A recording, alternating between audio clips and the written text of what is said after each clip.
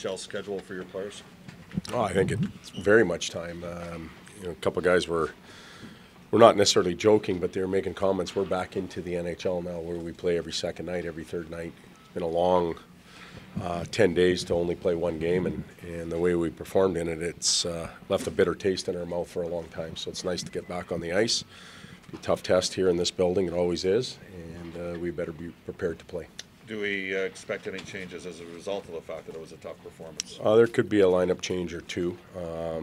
There's been a lot of meetings, if you will, or discussions with different players, pairs of players, lines, that type of stuff. So there's a number of players that are on notice that may be given an opportunity to turn their performances around from what we saw in Sweden.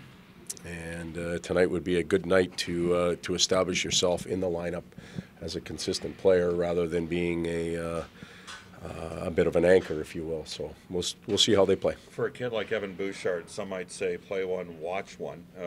That said, he was, as the game went on, one of your better D over in Sweden. Just a thought maybe on how you approach him. Well, and we have 9 games that we're working with to begin with. After game 1, he's shown that he belongs here. Got better as the night went on. There will be a game or two where he'll probably come out and he'll watch just so we can get some other bodies in. But tonight's a night where he deserved the opportunity to continue on and play, and he's getting that chance. His first true NHL game in a true NHL building. We'll come here in Boston. It's a pretty good spot for him to start. It'll be exciting for him.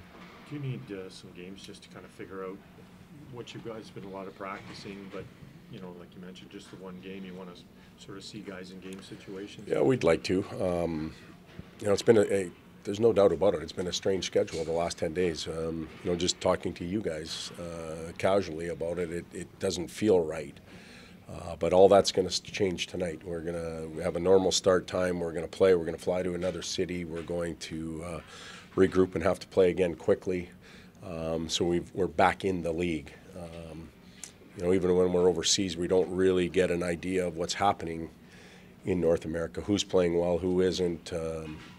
So we're back now, and we're part of the league, and the more we play, the better we get to evaluate our group and make decisions moving forward. Is tonight's opponent as a balance of a team as you'll see? I mean, their fourth line plays 12, 13 minutes a game, and they got maybe the best top line in the league, and they play about 16, 17 minutes. I would say that's a good analogy or a good observation, but I do think that top line can take on 23 minutes and be just as dangerous. They've been able to get some leads in games and balance their lineup out a little bit more. Their first loss in Washington, they didn't overplay guys; they were out of it. And then the other 2 games, they took control and were ahead of everybody. So when that happens, you can balance minutes out. But I don't think you'll see Bergeron and Marchand at 15 or 16 minutes a night. And eventually, they're going to get up into the 20s, and we know how well they can play. So. You still like Nurse and Benning as a group, as a pairing for now? Well, we'll dress rather than a veteran. We'll dress 6 D-men tonight. Jans will roll them out. You'll write in your paper that this guy's paired with that guy. That's the visual start. It'll depend on how they play, who they're matched up against. I think you'll see some juggling of defensive pairs as we go forward. We're still trying to discover who's going to play the best with who. And we're also going lefties and righties to start with. So it's limited in how much you can swing guys around.